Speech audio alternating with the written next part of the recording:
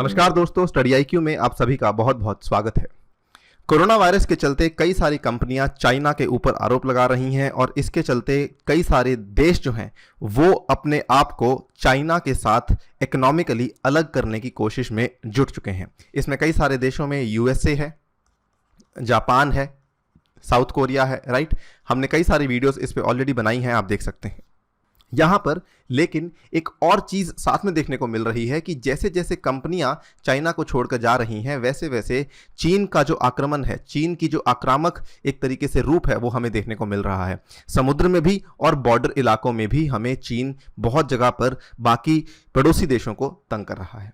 ठीक है, इस रिलेशनशिप को यहाँ पे समझेंगे कि किस तरीके से दोनों चीज़ें आपस में जुड़ी हुई हैं। आइए स्टार्ट करते हैं मेरे साथ। मेरा नाम है अनिरुद्ध। इस लेक्चर की पीडीएफ को आप लोग डाउनलोड कर सकते हैं मेरे टेलीग्राम चैनल अनिरुद्ध सर के नाम से। ध्यान रखिएगा, ये मेरी यूनिक आईडी है। ट्विटर पे भी आप मेरे को फॉलो कर सकते हैं, this is my Twitter handle. आपको बताना चाहूँगा, स्टडी आईक्यू ने अपनी ऐप को लॉन्च कर दिया है। गूगल प्ले स्टोर पर यह ऐप अवेलेबल है। इसमें पास्ट ईयर प्रीलिम्स के डिस्कशन का कोर्स उपलब्ध करवाया गया है, जिसमें पिछले 10 साल के सभी पेपर्स सब्जेक्ट वाइज कवर किए जा रहे हैं। आप इसको वहां पे जाके बाय कर सकते हैं।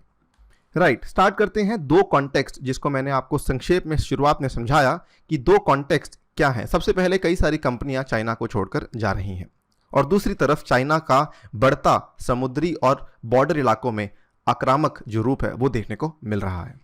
जो कंपनीज एग्जिट कर रही हैं, एक वीडियो हमने बनाई थी पिछले महीने, Apple, Google, Microsoft to leave China. यहाँ पर ये कई सारी कंपनीज, इनके जो मैन्युफैक्चरिंग प्लांट्स हैं, ये चाइना को छोड़कर ये जा रहे हैं साउथ ईस्ट एशिया के देशों में। साउथ ईस्ट एशिया में प्रमुख देशों में जहाँ पर इनकी बात चल रही है, एक है वियतनाम और एक है थाईलैंड। ठीक है, इंडोनेशिया के साथ भी बातचीत करनी शुरू हुई है, लेकिन अभी किस स्तर पर बात हुई है हमें नहीं मालूम। सेकेंड थिंग इज, हमने ये वीडियो बनाई थी कि 100 US firms to exit China and invest in India. ये जो 100 यूएस फर्म्स थी, ये काफ़ी बड़े बड़े नाम थे यहाँ पर। फॉर एग्जांपल सिस्को करके कंपनी है, लॉकहीड मार्टिन करके कंपनी है। ये बड़ी बड़ी कंपनियां भारत में आना चाहती हैं। टू बी वेरी प्रिसाइज, ये उत्तर प्रदेश में अपने मैन्युफैक्चरिंग प्लांट्स को सेटअप करना चाहती हैं और यहाँ पर उत्तर प्रदेश भी पूरी की पूरी कोशिश कर रहा है कि हम कंपनियों को भारत में ला सकें। राइट। तीसरी वीडियो हमने बनाई थी 1000 US companies can invest in India. इसको भी आपने देखा होगा कि भारत जो है वो बड़ी बड़ी कंपनीज के साथ बातचीत कर रहा है। इसमें जो बड़े नाम थे वो थी एबट लेबोरेटरीज, बहुत ही बड़ी फार्मास्यूटिकल कंपनी है, और दूसरी थी मेडट्रॉनिक्स। ये कंपनियों के छोटे छोटे प्लांट्स ऑलरेडी भारत में हैं, लेकिन इनके जो बड़े प्लांट्स जो कि अभी तक चाइना में थे उनको बाहर निकाल के ये भारत में लाने की कोशिश कर रही हैं। कुल मिला के बात यह है कि चाइना फिलहाल बहुत डरा हुआ है कि बहुत सारी कंपनियां अगर उसको छोड़कर चली जाएंगी तो जो चाइना का इकोनॉमिक बूम था कहीं वो खत्म ना हो जाए। राइट, क्योंकि बहुत सारी कंपनीज केवल भारत में ही नहीं, साउथ ईस्ट एशिया के कई सारे देशों में यहां पर जा रही हैं। इसके बाद सेकेंड चीज, जो दूसरी चीज हमें देखने को मिल रही इसी के साथ साथ, वो ये है कि इंडिया से लेकर इंडोनेशिया तक, वियतनाम, ताइवान और मलेशिया, सभी के ऊपर जो टेरिटोरियल अग्रेशन है, चाइना का आक्रमण है, वो देखने को मिल रहा है। और ये एकदम से बढ़ भी गया है। पहले ही ऐसा माना जा रहा था कि ये इसलिए बढ़ गया है बिकॉज बाकी देश जो है वो कोरोना वायरस से लड़ रहे हैं और चाइना कोरोना वायरस को ऑलरेडी हरा चुका है, इसीलिए चाइना ने अपना आक्रमण बढ़ा दिया है। लेकिन अब एक नई थ्योरी सामने आई है, वो ये कहती है कि जैसे जैसे चाइना से कंपनीज बाहर जा रही हैं वैसे वैसे चाइना ने अपनी अग्रेशन को एकदम से बढ़ा दिया है। भारत में दो इंस्टेंसेस हमें देखने को मिले। सबसे पहला इंस्टेंस जो कि बहुत ही ज़्यादा न्यूज़ में रहा, Indian Chinese troops clash near Naku La in the Sikkim sector. ठीक है, नाकुला पास के यहाँ पर इंडिया और चाइनीज़ के ट्रूप्स का क्लैश हुआ था। यहाँ पे दोनों ही सेनाओं के जो लोग थे वो घायल हुए थे। Secondly, Chinese helicopters spotted in eastern Ladakh along the India China border. ये भी बहुत ही हैरानी वाली बात थी और ये यहाँ पर भारत में जो डिफेंस एक्सपर्ट्स हैं वो ये कह रहे थे कि अक्सर हमें बाउंड्री डिस्प्यूट्स चाइना के साथ देखने को मिलते हैं, लेकिन ऐसा बहुत ही कम होता है कि दोनों ही साइड से एक साथ हमें डिस्प्यूट देखने को मिले। ठीक है, तो चाइना पूरी कोशिश कर रहा है यहाँ पर कि वो बाकी देशों को तंग कर सके। यही नहीं, अगर हम बात करें नेपाल वाले कॉन्फ्लिक्ट की, नेपाल का कॉन्फ्लिक्ट आपने फॉलो किया होगा कि नेपाल में जो कॉन्फ्लिक्ट हो रहा है भारत के साथ about the Lipulekh pass, right, जो कैलाश मानसरोवर की लेक जो के लिए जो सड़क बनाई गई है और लिपुलेख पास को लेकर जो डिस्प्यूट है, कहा जा रहा है इसके पीछे चाइना का ही हाथ है। हालांकि नेपाल ने अपने आप को डिफेंड किया कि हमारा जो ये फैसला था ये सोवरन था, यानी कि हमने अपनी मर्जी से लिया था। यहाँ पर किसी तरीके का चाइना का प्रभाव नहीं था। लेकिन अगेन हु इज़ टू से कि नेपाल यहाँ पे सच बोल रहा है या चाइना की आड़ में आकर ये भारत को तंग कर रहा है।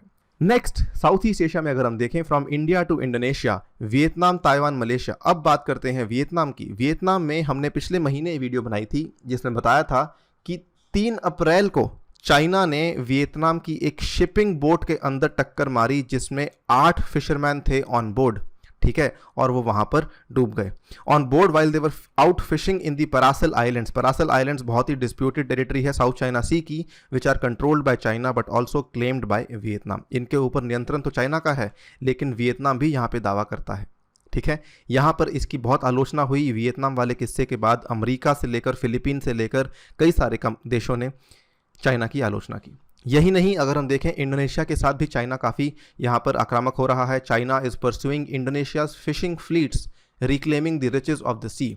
तो यहाँ पर जो इनकी फिशिंग फ्लीट्स थी इनको यहाँ पे तंग किया जा रहा है, ठीक है। हाल ही की न्यूज़ है, ये तो मार्च 31 की न्यूज़ है, ये मई के फर्स्ट वीक की न्यूज़ है कि इंडोनेशिया ने तंग आकर यूएन की प्रोटेक्शन सीख की है कि हमें संयुक्त राष्ट्र से सुरक्षा मिलनी चाहिए बिकॉज हमारे ऊपर चाइना की फिशिंग शिप्स जो हैं वो हमला कर रही हैं, ठीक है। यही नहीं, यहाँ पर एक और इंसिडेंट हुआ था जहाँ पर इंडोनेशिया के कुछ मछुआरे थे जिनको चाइना ने पकड़ लिया था और उनको स्लेव्स की तरह ट्रीट किया जा रहा था, राइट। सो कुल मिला के ये साउथ ईस्ट एशिया के देशों को भी तंग किया जा रहा है। यही नहीं, अगर हम देखें ईस्ट एशिया में चाइना और ताइवान की जो टेंशन्स हैं वो बढ़ रही हैं, heat up during the pandemic as US voices support for the island. तो जो आइलैंड कंट्री ताइवान है, यूएस इसके साथ हो गई है, लेकिन चाइना ने at the same time Taiwan को तंग करना स्टार्ट कर दिया है। बहुत सारी कंपनीज चाइना को छोड़कर ताइवान भी जाने में इंटरेस्टेड थी।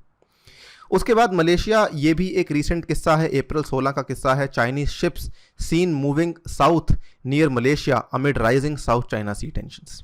आप देख सकते हैं कोई भी देश जहां पर भी प्रॉस्पेक्ट हो कंपनीज के मूव करने का, चाइना वहां पर कुछ ना कुछ कर रही है, कहा जा रहा है। अब आप देख सकते हैं, दोनों कॉन्टेक्स्ट को जोड़ दीजिए जो मैंने शुरुआत में कहे थे कि चाइना की जो आर्मी है, पीपल्स लिबरेशन आर्मी, उसका इस्तेमाल किया जा रहा है to suggest that other markets in Asia are not stable enough to move the investments. Basically दुनिया को ये दिखाना चाहती है चाइना कि जहाँ जहाँ पर आप अपनी कंपनियाँ लेकर जा रहे हैं वहाँ की सरकार जो है वो स्टेबल नहीं है, वहाँ की अर्थव्यवस्था जो है वो स्टेबल नहीं है, तो आप घाटे में जा सकते हैं।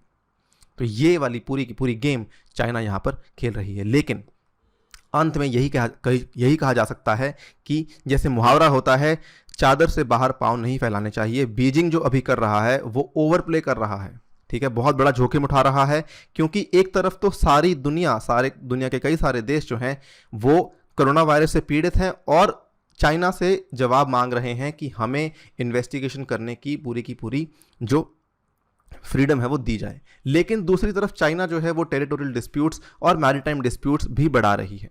तो ये चाइना के लिए काफ़ी ज़्यादा जोखिम भरा खेल हो सकता है। China should definitely avoid doing this, ठीक है, क्योंकि दुनिया एक तरफ चाइना के ऊपर डिपेंडेंसी कम करना चाहती है, ये चीज़ दुनिया को चाइना से और दूर ले जाएगा। इसी नोट पे वीडियो को समाप्त करता हूँ। Thank you for listening to me, stay tuned and stay safe.